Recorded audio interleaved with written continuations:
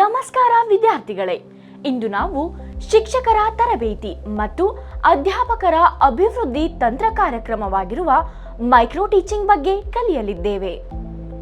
ಈ ಪಾಠದ ಕೊನೆಯಲ್ಲಿ ಇವುಗಳು ನಿಮಗೆ ಸಾಧ್ಯವಾಗುತ್ತವೆ. ಮೈಕ್ರೋ ಟೀಚಿಂಗ್ ಅನ್ನು ವ್ಯಾಖ್ಯಾನಿಸಿ, ಮೈಕ್ರೋ ಟೀಚಿಂಗ್ ಎಂದರೇನು ಮತ್ತು ಅದರ ತತ್ವಗಳನ್ನು ವಿವರಿಸಿ, ಮೈಕ್ರೋ ಟೀಚಿಂಗ್ನ ಮಿತಿ ಮತ್ತು ಅನಾನುಕೂಲಗಳು, ಮೈಕ್ರೋ ಟೀಚಿಂಗ್ ಮೌಲ್ಯಮಾಪನ, ಮೈಕ್ರೋ ಟೀಚಿಂಗ್ ಅನ್ನು ಯೋಚಿಸಿ, ತಯಾರಿಸಿ ಮತ್ತು ನಡೆಸುವುದು. Concept of micro teaching. Micro teaching ಎನ್ನುವುದು ವಿಶೇಷ ಟೀಚಿಂಗ್ ಪ್ರಾಕ್ಟೀಸ್ ಮಾಡೆಲ್ ಅಥವಾ ಟೀಚಿಂಗ್ ಟ್ರೈನಿಂಗ್ನ ವಿಧಾನವಾಗಿದೆ. ಈ ಟೀಚಿಂಗ್ ಸಂದರ್ಭದಲ್ಲಿ ಮೆಥಡ್ಸ್ಗಳ ಬಳಕೆ, ಮೀಡಿಯಾ ಬಳಕೆ, learning guide, motivation, class room management, assessment, analysing ಮತ್ತು ಮುಂತಾದ ಹಲವು ಕ್ರಿಯೆಗಳನ್ನು ಒಳಗೊಂಡಿದೆ. ಮೈಕ್ರೋ ಟೀಚಿಂಗ್ ನ ಕಾನ್ಸೆಪ್ಟ್ ಮುಖ್ಯವಾಗಿ ಈ ಕೆಳಗಿನ ಅಂಶಗಳನ್ನು ಆಧರಿಸಿದೆ. ಟೀಚಿಂಗ್ ನ ನೈಜ ರೂಪದಲ್ಲಿ ಇರುತ್ತದೆ, ಆದರೆ ಮಿನಿಮಮ್ ಕಾನ್ಸೆಪ್ಟ್ನೊಂದಿಗೆ. ಡಿಸೈನ್ ಎಕ್ಸರ್ಸೈಸ್ ವಿದ್ಯಾರ್ಥಿಗಳ ಕಲಿಕೆಯ ಮಟ್ಟದ ಜ್ಞಾನ ಮತ್ತು ಮಾಹಿತಿಯ ಆಧಾರದ ಮೇಲೆ ಪ್ರಕ್ರಿಯೆಯ ಸಹಾಯದಿಂದ ಎಸೆನ್ಷಿಯಲ್ ಟೀಚಿಂಗ್ ಸ್ಕಿಲ್ಗಳ ಮೇಲೆ ಕೇಂದ್ರೀಕರಿಸುತ್ತದೆ. ಟೀಚಿಂಗ್ ಅನ್ನು ವಿವಿಧ ಹಿನ್ನೆಲೆಗಳಿಂದ ಮತ್ತು ಅವರ ಇಂಟೆಲೆಕ್ಚುಯಲ್ ಎಬಿಲಿಟೀಸ್ ವಿದ್ಯಾರ್ಥಿಗಳಿಗೆ ನಡೆಸಲಾಗುತ್ತದೆ. ತರಗತಿ ಕೊಠಡಿಗಳಲ್ಲಿ ನಡೆಸುವ ಸೂಕ್ಷ್ಮ ಟೀಚಿಂಗ್ ಎಕ್ಸರ್ಸೈಸ್ಗಳ ಮೇಲ್ವಿಚಾರಣೆ, ಎಫೆಕ್ಟಿವ್ ಟೀಚಿಂಗ್ ಸ್ಕಿಲ್ಗಳನ್ನು ಕಲಿಯಲು ನಿರೀಕ್ಷಿತ ಶಿಕ್ಷಕರನ್ನು ಸಕ್ರಿಯಗೊಳಿಸುವುದು, ಲೋ ರಿಸ್ಕ್ ಸಿಚುವೇಶನ್ ಅನ್ನು ಒದಗಿಸುವ ಮೂಲಕ ಟೀಚಿಂಗ್ ಅಲ್ಲಿ ಸಕ್ರಿಯವಾಗಿ ಭಾಗವಹಿಸಲು ವಿದ್ಯಾರ್ಥಿಗಳಿಗೆ ಸಹಾಯ ಮಾಡುವುದು. ಇದು ರೆಗ್ಯುಲರ್ ಸಮಯದ ಇಂಟರ್ವಲ್ಗಳಲ್ಲಿ ರೀಟ್ರೈನಿಂಗ್ಗೆ ಅವಕಾಶಗಳನ್ನು ನೀಡುತ್ತದೆ. ಮೈಕ್ರೋ ಟೀಚಿಂಗ್ ಪ್ರಿನ್ಸಿಪಲ್ಗಳು ಮೈಕ್ರೋ ಟೀಚಿಂಗ್ ಮೆಥಡ್ಗಳನ್ನು ಸುಧಾರಿಸಲು ಕೆಲವು ಪ್ರಿನ್ಸಿಪಲ್ಗಳ ಮೇಲೆ ಸುತ್ತುತ್ತವೆ. ಅವರ ಅಭಿವೃದ್ಧಿಗಾಗಿ ಇನ್ಸ್ಟ್ರಕ್ಷನ್ಗಳನ್ನು ತಲುಪುತ್ತದೆ. ಕೆಲವು ಪ್ರಿನ್ಸಿಪಲ್ಗಳು ಈ ಕೆಳಗಿನಂತಿವೆ. ಒನ್ ಸ್ಕಿಲ್ ಎಟ್ ಒನ್ ಟೈಮ್.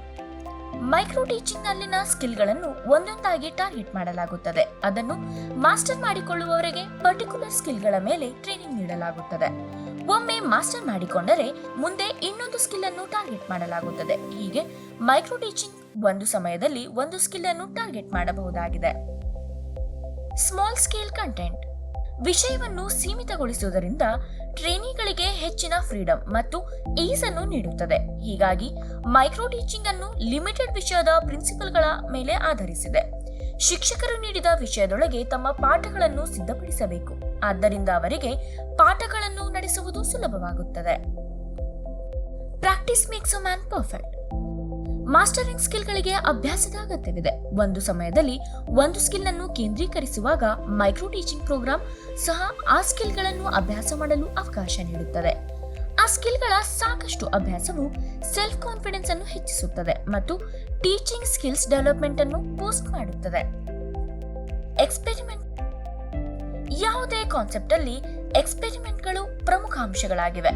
ಮೈಕ್ರೋ ಟೀಚಿಂಗ್ ಶಿಕ್ಷಕರ ಸ್ಕಿಲ್ ಅನ್ನು ಪರೀಕ್ಷಿಸುವ ಸಲುವಾಗಿ ಅನೇಕ ಎಕ್ಸ್ಪೆರಿಮೆಂಟ್ಗಳನ್ನು ನಡೆಸಲಾಗುತ್ತದೆ. ಉದಾಹರಣೆಗೆ ಸೂಪರ್ವೈಸರ್ಗಳು ಪಾಠಗಳ ಉದ್ದ, ಸಮಯದ ಅವಧಿ, ಸಾಮರ್ಥ್ಯದ ಪ್ರಯೋಗಗಳನ್ನು ನಡೆಸುತ್ತಾರೆ. ತರಗತಿಯಲ್ಲಿನ ವಿದ್ಯಾರ್ಥಿಗಳು ಇತ್ಯಾದಿಗಳನ್ನು ಬದಲಾಯಿಸಲಾಗಿದೆ. ಈ ಸ್ಕಿಲ್ಗಳನ್ನು ಕಂಟ್ರೋಲ್ ಕಂಡೀಷನ್ ನಲ್ಲಿ ಟೆಸ್ಟ್ ಮಾಡಲಾಗುತ್ತದೆ. Instantaneous feedbacks.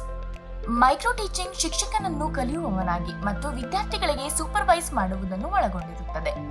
ಒಂದು ಸೆಷನ್ ಮುಗಿದ ನಂತರ ಶಿಕ್ಷಕ, ಕಲಿಯುವವರು ಮತ್ತು ಸೂಪರ್ವೈಸರ್ಗಳು ತಮ್ಮ ಫೀಡ್ಬ್ಯಾಕ್ ನೊಂದಿಗೆ ಬರುತ್ತಾರೆ. ಪಾಠ ಯೋಜನೆ ಕೊನೆಯಾದ ನಂತರ ಈ ಫೀಡ್ಬ್ಯಾಕ್ ಅನ್ನು ತಕ್ಷಣವೇ ನೀಡಲಾಗುತ್ತದೆ. ಹೀಗಾಗಿ ಇದು ಡ್ರಾಬ್ಯಾಕ್ಸ್ ಗಳನ್ನು ಸರಿಪಡಿಸಲು ಸಹಾಯ ಮಾಡುತ್ತದೆ. Self evaluation opportunities.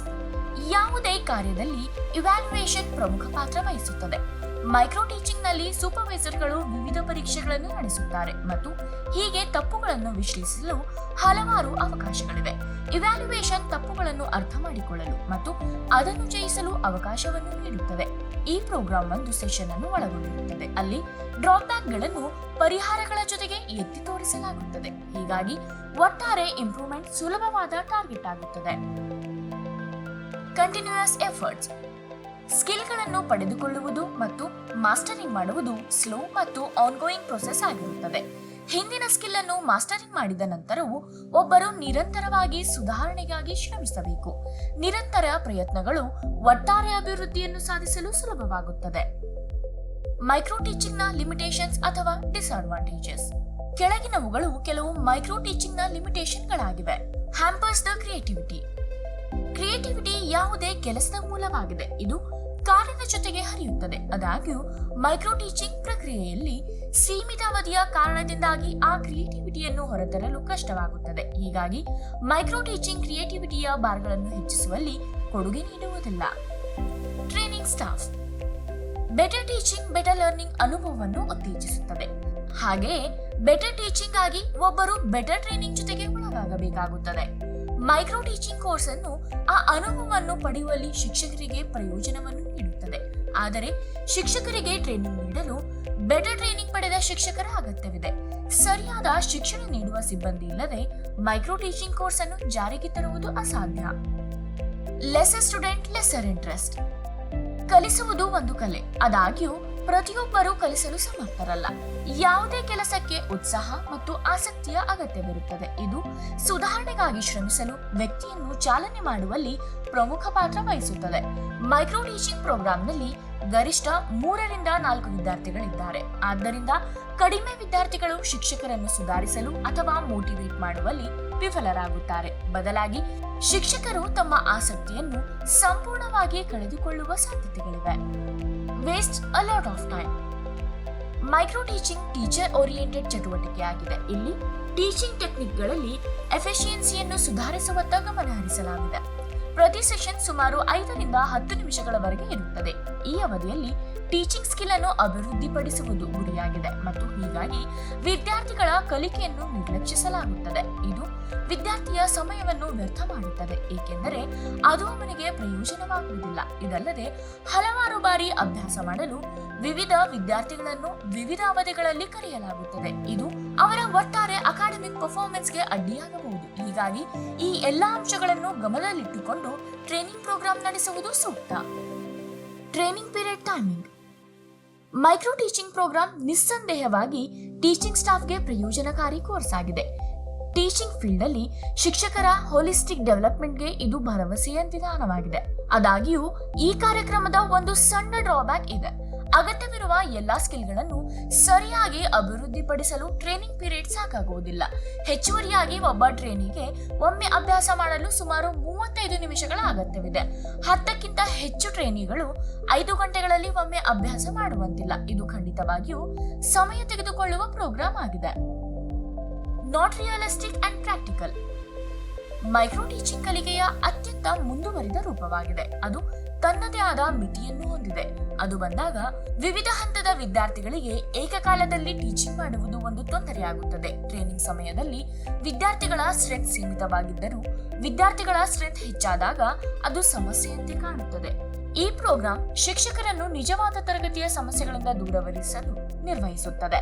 ಪರಿಣಾಮವಾಗಿ ಟ್ರೈನಿಗಳು ತರಗತಿಯ ನಡವಳಿಕೆಯನ್ನು ಕಾಪಾಡಿಕೊಳ್ಳಲು ಹೋರಾಟ ಮಾಡುತ್ತಾರೆ. ಇದಲ್ಲದೆ ಆರ್ಟಿಫಿಷಿಯಲ್ ಸಿಚುವೇಶನ್ ಶಿಕ್ಷಕರನ್ನು ನೈಜ ಸಮಯದ ಸ್ಥಿತಿಗೆ ಸಿದ್ಧಪಡಿಸುವಲ್ಲಿ ಸಹಾಯ ಮಾಡುವುದಿಲ್ಲ. One alone is not sufficient. Micro teaching ಎನ್ನುವುದು ಸ್ಟ್ಯಾನ್ಫೋರ್ಡ್ ಯೂನಿವರ್ಸಿಟಿಯಲ್ಲಿ ಪ್ರೊಫೆಸರ್ ರಾಬರ್ಟ್ ಬುಷ್ ಮತ್ತು ಡ್ವೈಟ್ ಆಲೆನ್ ಅವರಿಂದ ಹೊಸ ಕಾನ್ಸೆಪ್ಟ್ ಆಗಿದೆ. ಮೈಕ್ರೋ ಟೀಚಿಂಗ್ ಒಂದು ತತ್ವವೆಂದರೆ ಸ್ಕಿಲ್ ಎನ್ಹಾನ್ಸ್ಮೆಂಟ್. ಆದಾಗ್ಯೂ ಈ ಸ್ಕಿಲ್ಗಳನ್ನು ಒಂದೊಂದಾಗಿ ಗುರುಪಡಿಸಲಾಗುತ್ತದೆ ಮತ್ತು ಆದ್ದರಿಂದ ಎಲ್ಲಾ ಸ್ಕಿಲ್ಗಳನ್ನು ನಿರ್ದಿಷ್ಟ ಅವಧಿಯಲ್ಲಿ ಅಭಿವೃದ್ಧಿಪಡಿಸಲಾಗುವುದಿಲ್ಲ. ಹೀಗಾಗಿ ವಿವಿಧ ಮೈಕ್ರೋ ಟೀಚಿಂಗ್ ಟೆಕ್ನಿಕ್ಗಳ ಇಂಟಿಗ್ರೇಷನ್ ಅಗತ್ಯವಿದೆ. One at a time. ಸ್ಕಿಲ್ಗಳ ಹೊರತಾಗಿ ಮೈಕ್ರೋ ಟೀಚಿಂಗ್ ಒಂದು ಸಮಯದಲ್ಲಿ ಒಬ್ಬ ಟ್ರೈನಿಯನ್ನು ಮಾತ್ರ ಒಳಗೊಂಡಿರುತ್ತದೆ. ಟ್ರೈನಿಂಗ್ನ ಒಂದು ಸೆಷನ್ಗೆ ಇದು ಅಂದಾಜು 35 ನಿಮಿಷಗಳ ಅಗತ್ಯವಿದೆ. ಹೀಗಾಗಿ ಸಿಂಗಲ್ ಟ್ರೈನಿ 35 ನಿಮಿಷಗಳಲ್ಲಿ ಒಮ್ಮೆ ಮಾತ್ರ ಅಭ್ಯಾಸ ಮಾಡಬಹುದು. ಒಂದು ಬ್ಯಾಚ್ ಅಲ್ಲಿ 10ಕ್ಕೂ ಹೆಚ್ಚು ಟ್ರೈನಿಗಳು ಇದ್ದರೆ ಇದು ಸಮಯ ತೆಗೆದುಕೊಳ್ಳುವುದಲ್ಲದೆ ಸೂಪರ್ವೈಸರ್ಗೆ ಕಿರಿಕಿರಿಯುಂಟು ಮಾಡುವ ಪ್ರಕ್ರಿಯೆಯಾಗಿದೆ. ಮೈಕ್ರೋ ಟೀಚಿಂಗ್ ನಿಜವಾಗಿಯೂ ಅಡ್ವಾನ್ಸ್ ಲೆವೆಲ್ ಟೀಚಿಂಗ್ ಪ್ರೋಗ್ರಾಂ ಆಗಿದ್ದು ಅದು ಶಿಕ್ಷಕರಿಗೆ ಕಾನ್ಫಿಡೆನ್ಸ್ ಅನ್ನು ಶಿಕ್ಷಕ ವೃತ್ತಿಗೆ ಕಾಲಿಡುವ ಮೊದಲೇ ಅನುವು ಪಡೆಯಲು ಮಾಡಿಕೊಡುತ್ತದೆ. ಪ್ರಪಂಚದ ಪ್ರತಿಯೊಂದು ಅಂಶಗಳ ಮೇಲೆ ಗ್ಲೋಬಲೈಸೇಷನ್ ವ್ಯಾಸ್ಟ್ ಇಂಪ್ಯಾಕ್ಟ್ ನೊಂದಿಗೆ ಖಂಡಿತವಾಗಿಯೂ ವಿವಿಧ ಶಾಲೆಗಳ ಅವಶ್ಯಕತೆ ಇದೆ. ಎಫಿಷಿಯೆಂಟ್ ಮತ್ತು ಎಫೆಕ್ಟಿವ್ ಟೀಚಿಂಗ್ ಪ್ರಮುಖ ಅಂಶಗಳಲ್ಲಿ ಒಂದಾಗಿದೆ. ಇದನ್ನು ಪೋಷಕರು ತಮ್ಮ ಮಕ್ಕಳನ್ನು ಶಾಲೆಗೆ ಸೇರಿಸುವ ಮೊದಲು ನೋಡುತ್ತಾರೆ. ಹೀಗಾಗಿ ಹೊಸ ಶಿಕ್ಷಕರಿಗೆ ಹಾಗೂ ಸರ್ವಿಸ್ ಶಿಕ್ಷಕರಿಗೆ ಮೈಕ್ರೋ ಟೀಚಿಂಗ್ ಪ್ರೋಗ್ರಾಂಗಳನ್ನು ಜಾರಿಗೊಳಿಸುವುದು ಜಗತ್ತಿಗೆ ಕಾಲಿಡಲು ಸೂಕ್ತವಾದ ಮಾರ್ಗವಾಗಿದೆ. ಪ್ರೋಸ್ ಅಂಡ್ ಕಾನ್ಸಿಕ್ವೆನ್ಸಸ್ಗಳು ಪ್ರತಿ ಇನ್ನೋವೇಷನ್ನ ಒಂದು ಭಾಗವಾಗಿದೆ ಮತ್ತು ಆದ್ದರಿಂದ ಆ ಅಂಶಗಳನ್ನು ಗಮನದಲ್ಲಿಟ್ಟುಕೊಂಡು ಸೂಕ್ತವಾದ ಪ್ರೋಗ್ರಾಮ್ ಅನ್ನು ಆರಿಸಿಕೊಳ್ಳಬೇಕು. ಮೈಕ್ರೋ ಟೀಚಿಂಗ್ ಮ್ಯಾಸ್ಟ್ ಆಗಿ ಅಕ್ಸೆಪ್ಟೆಡ್ ಟೆಕ್ನಿಕ್ ಆಗಿದ್ದು ವಿವಿಧ ಸಂಸ್ಥೆಗಳಿಂದ ಅಪ್ರೂವ್ ಮಾಡಲಾಗಿದೆ. Micro teaching practice evaluation. Instructor ಅಥವಾ ಪಿಒಟಿ ಟ್ರೈನಿಗಳು ತಮ್ಮ ಮೈಕ್ರೋ ಟೀಚಿಂಗ್ ಪಾಠವನ್ನು ನಿರ್ವಹಿಸುವಾಗ ಇವ್ಯಾಲ್ಯೂಯೇಷನ್ ಮಾಡಲು ಕೆಳಗಿನ ಫಾರ್ಮ್ ಅನ್ನು ಬಳಸಲಾಗುತ್ತದೆ. ಹೆಸರು, ಟೇಬಲ್ನಲ್ಲಿರುವ ವಿದ್ಯಾರ್ಥಿಗಳ ಪರ್ಫಾರ್ಮೆನ್ಸ್ ಆಧಾರದ ಮೇಲೆ 1 ರಿಂದ 5ರವರೆಗೆ ರೇಟ್ ಮಾಡಿ. ಕಳಪೆ ಅಥವಾ ಸುಧಾರಣೆ ಅಗತ್ಯವಿದೆ. ಸರಾಸರಿಗಿಂತ ಕಡಿಮೆ, ಸರಾಸರಿ, ಒಳ್ಳೆಯದು, ಅತ್ಯುತ್ತಮ, ಸಾಮರ್ಥ್ಯ, ದೌರ್ಬಲ್ಯ. ಟೀಚಿಂಗ್ ಸ್ಕಿಲ್ ಅನ್ನು ಸುಧಾರಿಸುವಲ್ಲಿ ರೆಕಮೆಂಡೇಶನ್ಗಳು. Micro teaching practice. ಪ್ರತಿಯೊಬ್ಬ ಟ್ರೈನಿಗಳು 10 ನಿಮಿಷಗಳ ಅವಧಿಗೆ ಅಥವಾ ಒಂದೇ ಉದ್ದೇಶವನ್ನು ಆಯ್ಕೆ ಮಾಡುವ ಮೂಲಕ ಮೈಕ್ರೋ ಟೀಚಿಂಗ್ ಅನ್ನು ನಡೆಸುತ್ತಾರೆ. ಅವನ ಅಥವಾ ಅವಳ ವ್ಯಾಪಾರ ವಿಷಯಕ್ಕೆ ಸಂಬಂಧಿಸಿದೆ. ಮೈಕ್ರೋ ಟೀಚಿಂಗ್ ನಡೆಸಲು ಪ್ಲಾನ್ ಅಥವಾ ಪ್ರಿಪೇರ್. 10 ನಿಮಿಷಗಳ ಪ್ರೆಸೆಂಟೇಷನ್ ಅವಧಿಯವರೆಗೆ ಮೈಕ್ರೋ ಟೀಚಿಂಗ್ ಅನ್ನು ನಡೆಸುವುದು. ಭಾಗವಹಿಸುವವರಿಂದ ಕ್ರಿಟಿಕ್ಸ್ ಅನ್ನು ಪಡೆಯಿರಿ. ರೀಪ್ಲಾನ್, ಪ್ರಿಪೇರ್ ಮತ್ತು ದ ಪ್ರೆಸೆಂಟ್. ಫೀಡ್ಬ್ಯಾಕ್ ಅನ್ನು ಪಡೆಯಿರಿ. ಮೈಕ್ರೋ ಟೀಚಿಂಗ್ ಎನ್ನುವುದು ಶಿಕ್ಷಕರ ತರಬೇತಿ ತಂತ್ರಜ್ಞಾನವಾಗಿದ್ದು ಅದು ಬೋಧನಾ ಪ್ರಕ್ರಿಯೆಯನ್ನು ಸಣ್ಣ, ಹೆಚ್ಚು ನಿರ್ವಹಿಸಬಹುದಾದ ಭಾಗಗಳಾಗಿ ವಿಭಜಿಸುತ್ತದೆ. ಅಂತಿಮವಾಗಿ ಮೈಕ್ರೋ ಟೀಚಿಂಗ್ ವೃತ್ತಿಪರ ಅಭಿವೃದ್ಧಿಗೆ ಪ್ರಬಲ ಸಾಧನವಾಗಿ ಕಾರ್ಯನಿರ್ವಹಿಸುತ್ತದೆ. ಶಿಕ್ಷಕರು ತಮ್ಮ ಬೋಧನಾ ತಂತ್ರಗಳನ್ನು ನಿರಂತರವಾಗಿ ಹೆಚ್ಚಿಸಲು ಮತ್ತು ಅವರ ವಿದ್ಯಾರ್ಥಿಗಳಿಗೆ ಒಟ್ಟಾರೆ ಕಲಿಕೆಯ ಅನುಭವವನ್ನು ಸುಧಾರಿಸಲು ಅನುವು ಮಾಡಿಕೊಡುತ್ತದೆ. ನಮ್ಮೊಂದಿಗೆ ಮೈಕ್ರೋ ಟೀಚಿಂಗ್ ಪರಿಕಲ್ಪನೆಯನ್ನು ಅನ್ವೇಷಿಸುವುದಕ್ಕಾಗಿ ಧನ್ಯವಾದಗಳು. ನಮ್ಮ ಮುಂದಿನ ವಿಡಿಯೋದಲ್ಲಿ ನಾವು ನಿಮಗೆ ಮತ್ತೊಂದು ಆಸಕ್ತಿದಾಯಕ ವಿಷಯವನ್ನು ತರುತ್ತೇವೆ. ಅಲ್ಲಿಯವರೆಗೆ ಕಾಳಜಿ ವಹಿಸಿ.